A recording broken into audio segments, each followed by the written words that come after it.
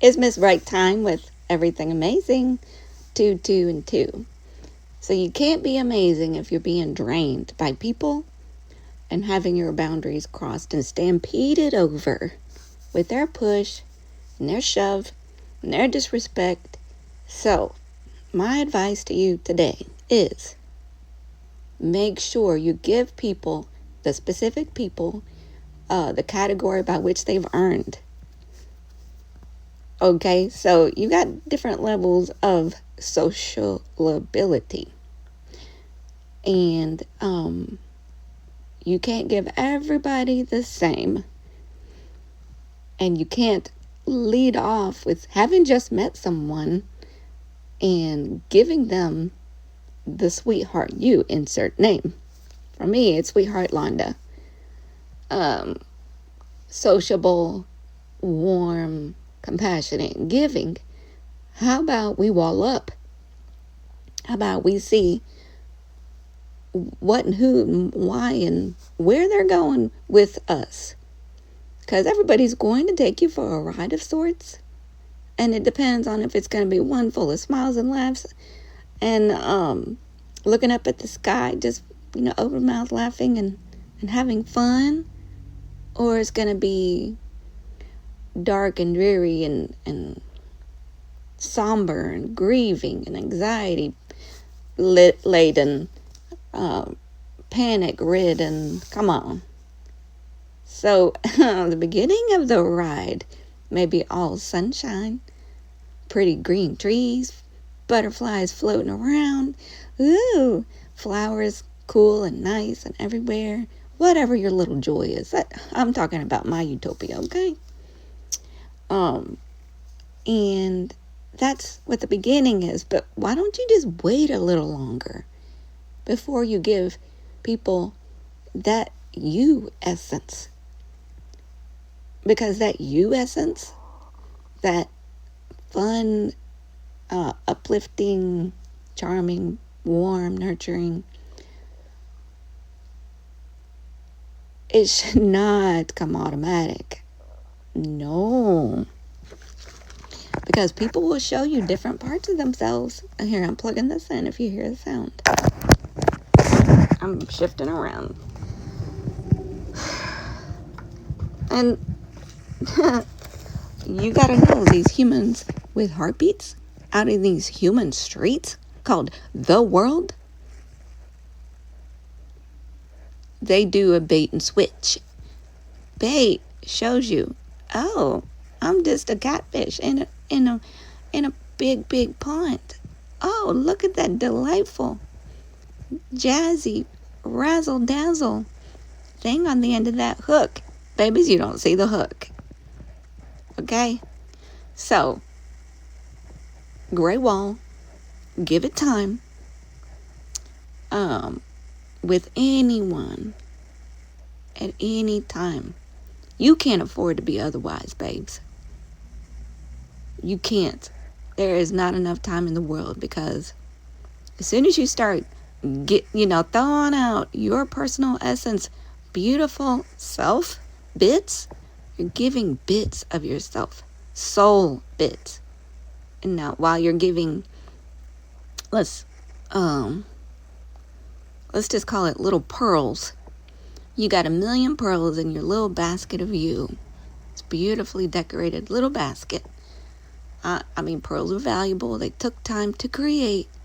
And these pearls are like beautiful, lucky. They're luck and they're love and they're, all that. Okay? Somebody approaches you. You just met them. It's a boy. You like him. And he thinks you're pretty. He's telling you all this good business. La-di-da, blah, blah, blah. And then, you go into texting. And then he's asking for your time. And then he's getting you in person.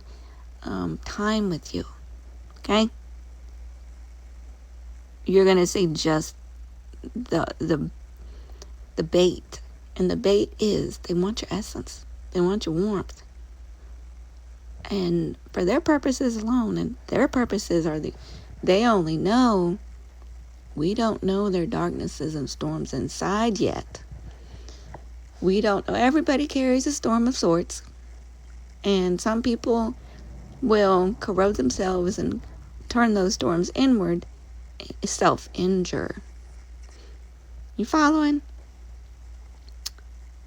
And others, like the narcissist and the psychopaths, from their storm of how they've been brought up or the way they took life, they take the storm and they decimate outward to feel better, to quell and quiet the screams, the demon shrieks and demon screams that can only be fed and satiated by hurting you.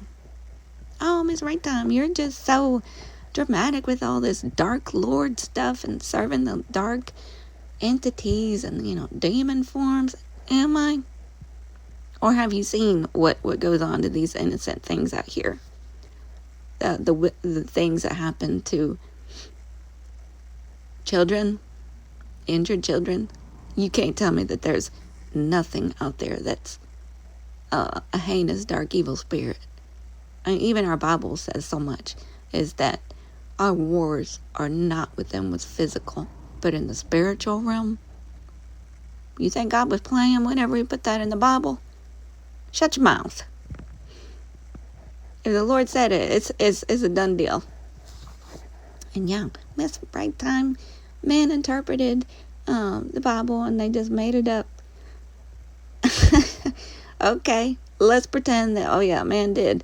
But don't you think that maybe men had a hunch and that maybe God gave them an inspired direction, and that maybe in some kind of way,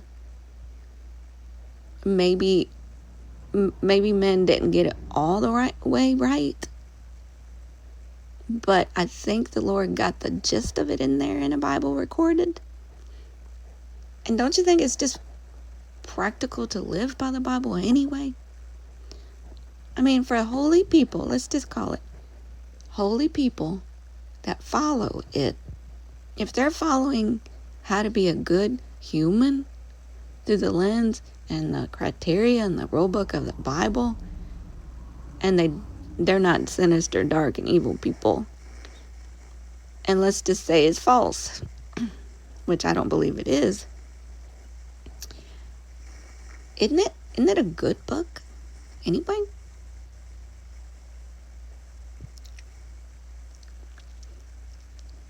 Okay. Oh, I think I went on a tangent and branched off like fractals. But I gotta get back to, my home topic. What was it?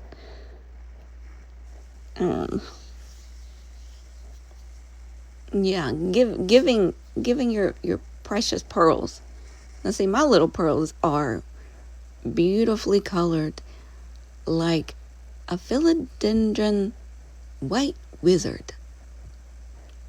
I awe and ooh and stare at plants. My favorite ones are solid paddle type, like the bird of paradise with those big flat, maybe beaver tail kind of broad. I'm not. What doesn't satisfy my heart is not pointy ones with an elongated point to the leaves, but something more rounded at the end. I definitely don't like the heart-shaped ones. And I'm particularly drawn to solid colors. So succulents are quite like that. Just think jade plant succulent. And so these are the kind of things that delight me, is those plants. Which I'm so glad that I brought up plants, but then I diverted. I don't even know why it's talking about plants. Oh, thank the Lord. Sheesh. Honeys, it's hard for me to focus. But anyway, I finally got the connection. So my pearls in my little imagination of my little basket look like the white wizard patterning.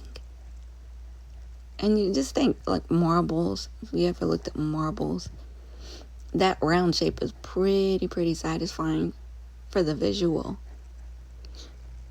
Because it's a perfect roundness. It is very satisfying to me. And I thought pearl is a tiny world created, God created, precious gem. Because if you think about the pearl comes from the ocean of the water, then God gives us treasures from the earth. Like dirt. Tierra. Tierra means earth. Or yeah, that. In Spanish. Españole.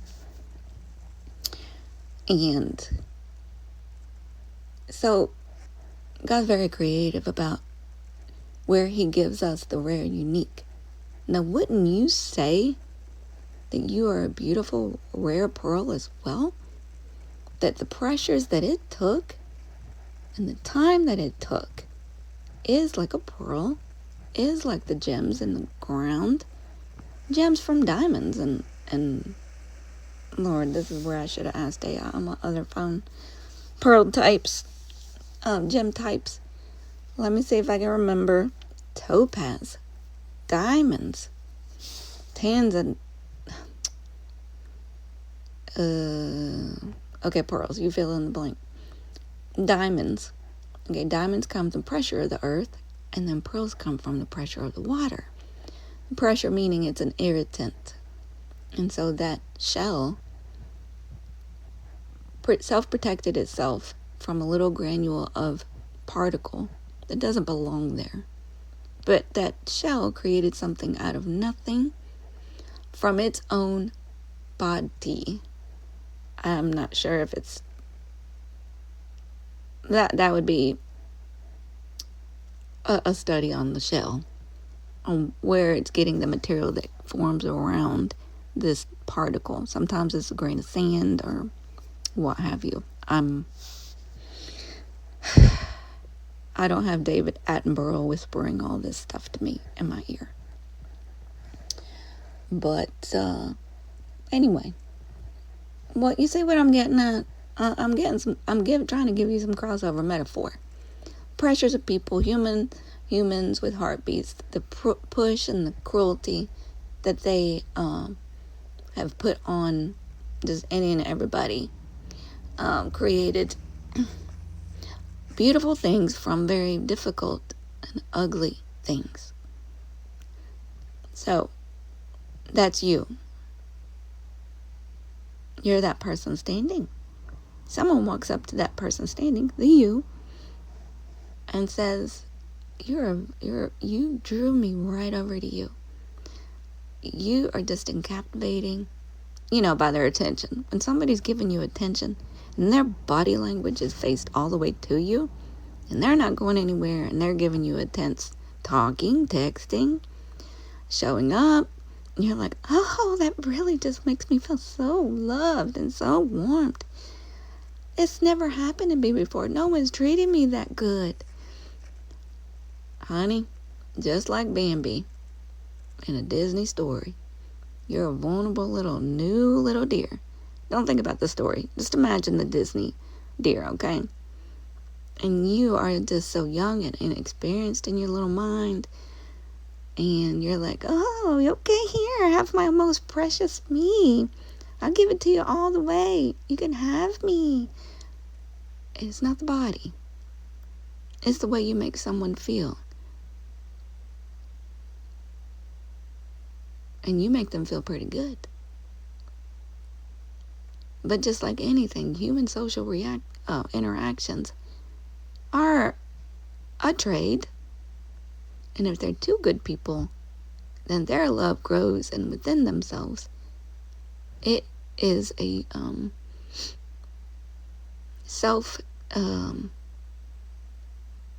cycling, like water systems, and that grows. It just like the wastewater turns into vital fertilizer, and then that fertilizer is given to the nice plants within you too, and then that grows fruit, and then you both pick at amounts in needed at the time for each of you. Because I would say an energy pull and energy draw, you in a coupleship relationship will draw energy from the two of you at different burdens or weights from the core energy reservoir of the two of you. But these people that walk up to you, and then everybody, those that are new to you and those that have always known you, will walk up to you and say, I'll give you the equal amount. We're both in it to share, and we'll share the pot together, or the energy reserves together. I wouldn't do that to you. I'm not going to take more than that I give, metaphorically, but they will. And how do I avoid that, Miss Right Time? Babies, give it time. All things are revealed in time. In the meantime, you got to keep your basket of pearls, whatever shape and color that they are. Or this is your imagination. Whatever that's like abundant and small amounts or large amounts that you hold in of the essence of you. I'm talking about from when you were born to the potentiality of your whole vital life until the time you get old and you're immobile, and others are having to do for you. But now you're an ocean of wisdom, and you're an archive treasure to those that come to you and sit in your body that just is still, but your spirit is still full of deep verbal gifts, because now you can't really get up and do for them anymore. So these humans with heartbeats will approach you and they say, I'm what you've always been looking for. I'm right here. And then you believe them at face value. This is where you pull back and you slow her down there, buckaroo. You slow her down, you simmer down, and you tell little excited little self inside. It's like, it's great to hear. It sounds great what they're saying, but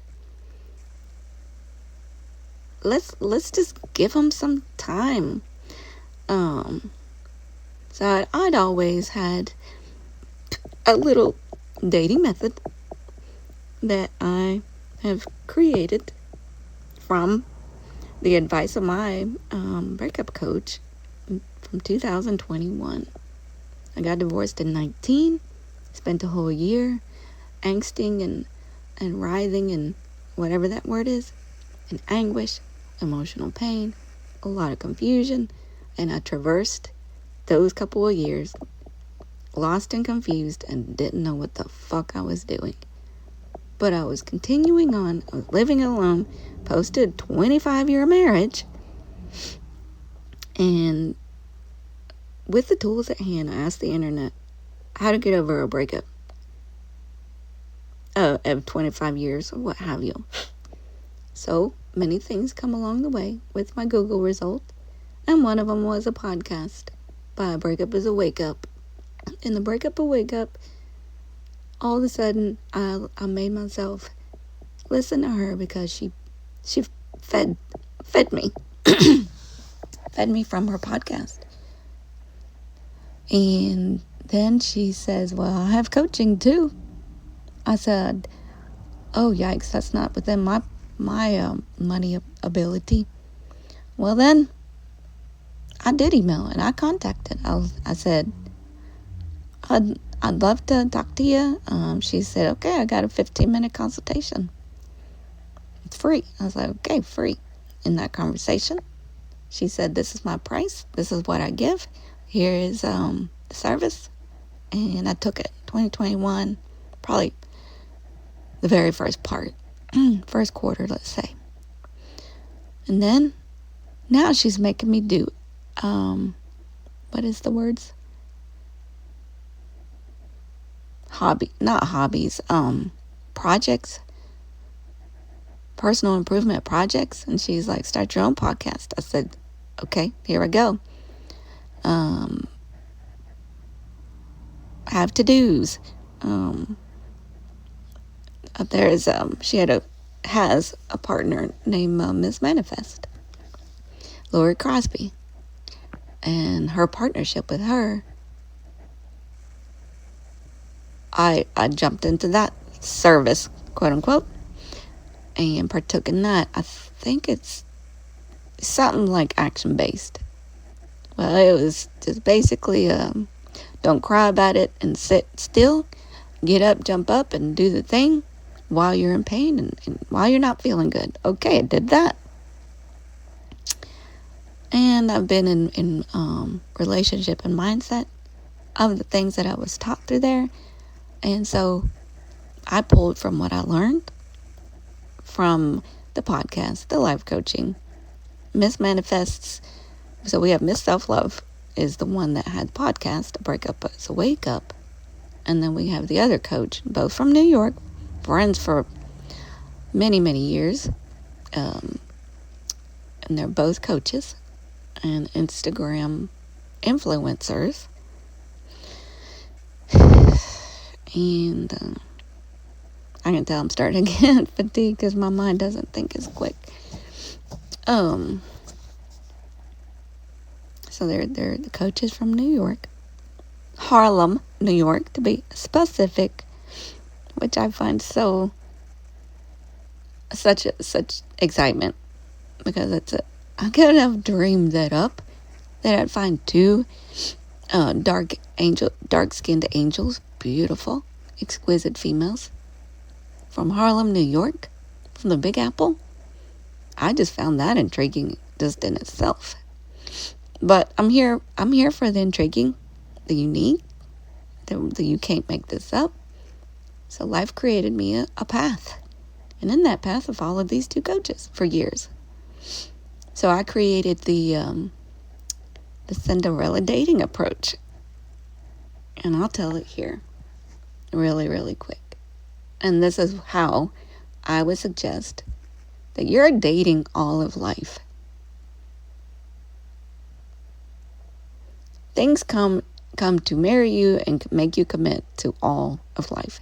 You can be married to your job. You can be married to your school. You can be married to, I don't know, your hobbies. You can be married to your bed, your couch, anything where you just plunge yourself into and you do a lot of that. You're married to it. So, but while you're in the process of using discernment, activating choice, there's a lot of things that advertise for you and give you a sales pitch, quote unquote, door to door, and do action calls to you in a broad sense, in any and all kinds of ways. So you got to have your own thing. You have to have some kind of self significance. And if you just sit there and you just total immerse and total what's the other word? You just throw yourself into somebody else's identity. You're over here jumping into their bodies and being them and making sure that they're pleased with you. That's enmeshment. You've become, there's that word that's called love, but it's not. What is that? Limerence. The state of limerence is where you erase your own identity and you have obsessive thoughts about these people and you fall instantly in love. You basically become addicted to who and what they are. And that's It's a gift of the human heart, gift of attachment that has been distorted, dwarfed, and all them other words, to be very non-useful to the self. So, the Cinderella approach to dating is a little bit like how to think in life. I feel like I'm turning in circles, but just, go ahead and hit the X button and get on out if you don't like it. Or stay right here and give me a little bit more time, or give me all the time that I give you on the recording time. So look at Cinderella. She's at the ball, dancing with the prince, spinning around in her beautiful dress that her fairy godmother and all the fairy godmother's magic had gifted her, these little animals that had made her hair up, made her beautiful things, accessories that went with her beautiful dress. And she is the delight and the shine of all in the room. None are more beautiful than her. And she is delighting and turning in circles, and the prince is wisping her all around and in glorious, amazing dancing in the ballroom.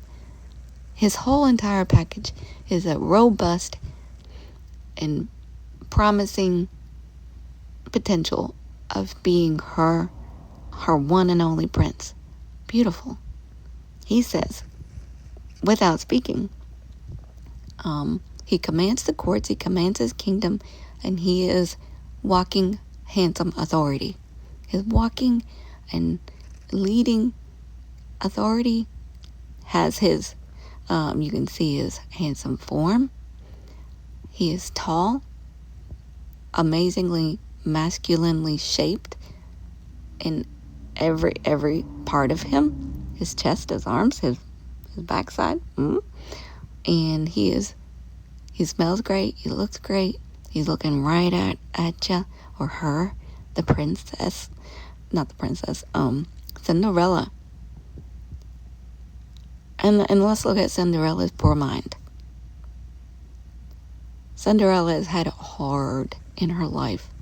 This is very sad that this is the first time that she's ever been treated well. And she's smiling, but there's pain behind that smile. But it's hidden, so the prince only sees an exquisite woman.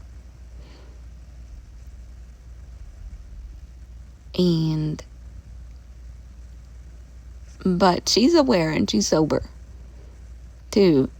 This is the first time, most rarest time that I've ever had this experience of being treated well in this kind of environment. I've been looking at dirty laundry from my stepsisters and my cruel, evil stepmother that favors those stepsisters. And they've had abundance and this and that and whatever's. Treated well, resting well, sitting and plopped. And I'm over here fetching all this stuff for them. Don't you think that she's got this in the back of her heart, thinking about this? And what is the prince used to? He's used to his authority of itself and his name and his DNA. And so all in his life have told him, you're a pre-king. You're going to take command of all before you. You've had opulence, prestige, privilege since the minute that you were born. You were placed in exquisite fabrics, and you traveled. Your king and your queen, mother and father, took you all over the world and brought the world here. And expense and cost has no reality in your mind, in your conscious as this prince. Okay. So, we got a girl from the hood. We got the prince as the prince. Now, don't you think that princess is going to be naive? Don't you think that she's going to be impressed with all this? Okay? Now, mind you, when you think of the Cinderella dating approach, let's just erase that she has stepsisters just waiting for her, and she's got the conditions of the my coach, or that carriage car thing from the storybook is going to turn back into a dumb pumpkin, and all of her poverty and her reality of her hood history is going to come up and just like hit her, and she will turn into back to the reality of who she is. And now maybe she won't be wanted if the prince saw that she was just this simple pauper girl, and that he won't really like her if she's not razzle-dazzle dolled up like a Hollywood storybook. So that's not the case. Okay, let's go with the turn. Okay, let's just look at Cinderella. She becomes very aware. She's aware with time. She's got the clock that's ticking closer and closer to midnight. She's got to get away. She's got to run away. But this time, let's have Cinderella have an awareness of being a 2026 woman. Capable, smart, and then let's just say she's somehow has become aware of that. And now, instead of running away because she's afraid, how about we make her running away because she's purposed and she's got a destiny to run to? That's you. That's me. The Cinderella dating approach is going to run away from the dude. And what that means is, a dude texts you in the morning, you wait 4 hours plus before you text him back. That's called running away. It's keeping your distance. Cinderella kept her distance from the prince. In the storybook classic, she ran away because of just her true identity was going to be revealed. But then the purposes of this, you as Cinderella are keeping away because you are guarding yourself. Now there's other things. Let's go back to that night. So you're going to be perpetually running away from the prince. It doesn't matter what his package is. I've got 100 acres in Colorado,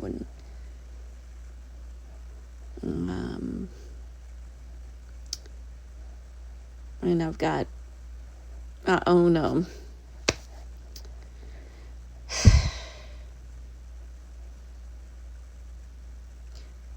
factories overseas, and I got this business that makes these widgets. It's making me a lot of money, and I command all these side businesses, and he's a capable businessman, and he has 3 degrees, and you know, he's a hobby. He's got his airplane pilot license. He's got his pilot's license. That's so incredible. And his companies all give to nonprofit agencies, so he's on the board of directors for all those places, or whatever else impresses you. He becomes that prince with everything. Okay? So now, think. Running away from the prince. Girl, you're running away from the prince. Boy, you're running away from that woman that looks like she has everything you could have dreamed of. You're always running away. The prince has got to wonder, Where did she go? I can't reach her. I call, it's not instant. I offer a date, she can't promise me anything. She gives me a date, and gives me an actual time and place, or time and calendar date. It's 8 days out. You can't give these people instant you. Okay? That's what I'm trying to say with the Cinderella dating approach. And it's instead of Cinderella having a negative, because she's got to do all these chores for those evil stepsisters, now she's got all these hobbies and certifications that she's got to pursue. It's going to be a positive of why she's away, because she's building the self. And the self,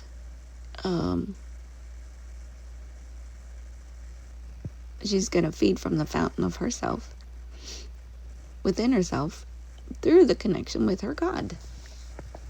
So these Cinderella, the dating approach, and the maintaining life approach is you're never available. You're gone. You're gone all the time. And so mentally, if you think about people and them creating their own world, be that. Be creating a world and imagining your world where those dreams of when you were a child and what you're going to be, or what you did do, whatever it is that you were doing and that you stopped doing, or you dreamed of doing and you never did because nobody guided you. You got a particular interest in something? Go be obsessed with that. Because those things pay off. Throwing yourself into another person is not going to pay you off, no matter how robust the package is. If God sends you one blessing at age 28, it's not your last chance. It's your first. And if you believe in a God that gives you multiple opportunities through other people, based on who you are and what you attract because of how you believe in yourself, we're always attracting something. And the first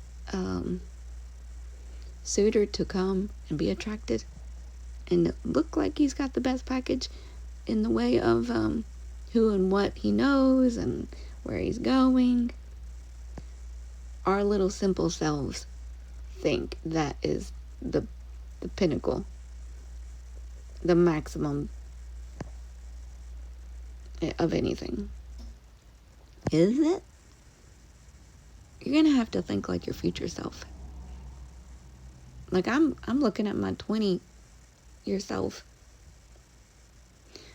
and I had a Cinderella mindset: poor, sad, defeated, helped by my fairy godmother and the woodland creatures that sewed up stuff. And I came out here to the first prince that looked at me and said, aren't I handsome? Me and you can enjoy this little kingdom with me. And you know what happened? I jumped on it. Like, oh my, this is what I want. And for all my life, I'm going to answer for my future selves. And she's going to have to live with my trauma response promise that I make to one person. You're imprisoning yourself in the future. You know that? Based on what you are today at 20. Like, from 20 to 30, now that's 10 years worth of living, looking, waking, sleeping, experiencing, and all those layers of experience and new data that comes in from the people you meet, the jobs you take, the disappointments that come, the elations and the happinesses of life, the losses in a financial sense and other, and the gains, financial and other, That's a lot of experience. And what did you learn in that? Okay? Now you're committing yourself to what? A lifelong consequence of coupling up and checking up with the wrong person? That's not fair to me. That 20-year-old didn't even think that I'd be 53 one day. And now I have all what I have because that woman at 20, that I am not anymore. Now I respect the 20-year-old in me, obviously. But she didn't even think about a future me. She didn't know that life was going to give that many years of experience. 33 years of experience.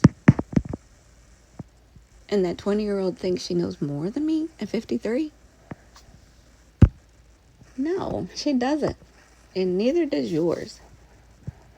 How about you have some respect for them out there, girl, the woman. 5 years from now, woman, whatever your age, plus the 5, plus the 10, plus the 15, plus the 20. And how about you have some respect for that older woman, and the layers of that woman that you are to become. Now, I talked to you today about the Cinderella approach of dating. That's a method. This, with how cruel it is to make promises and make vows for somebody you don't know yet, because you're not there, because you haven't had those 10 years lapse. I don't think that's fair. How about you take some time? How about you let information unfold?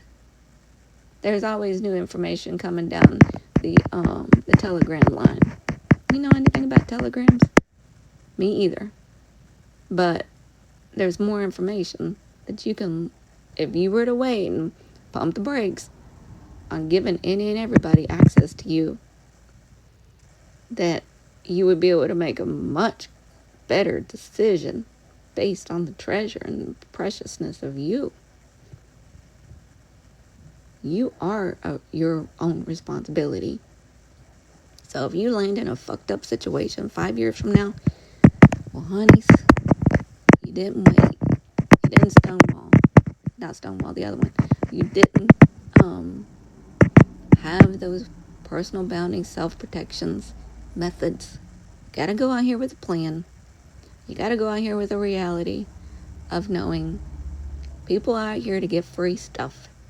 They don't want to give you their lives and commitments, but they want you to go ahead and give any and everything up.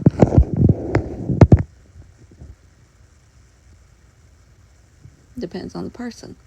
But if you don't give yourself time to read their intentions,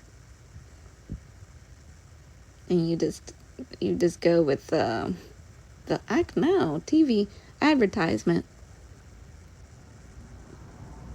and you say, oh, it's a deal, it's $19.99 for a value of a $2 million package.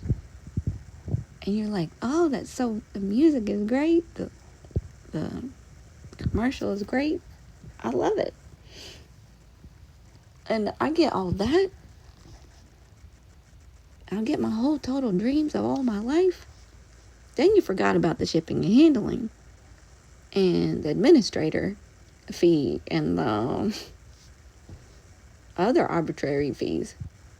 And it all totaled up, taking more and more cost of you, for you, and about you. And now you're in the thick of it with this person. You didn't look at the cost. You didn't wait. You didn't take pause. You didn't wait for new data. You're always waiting for new data. Because people will tell you who they are, what they are, and why, and what they mean to do to you or for you over time.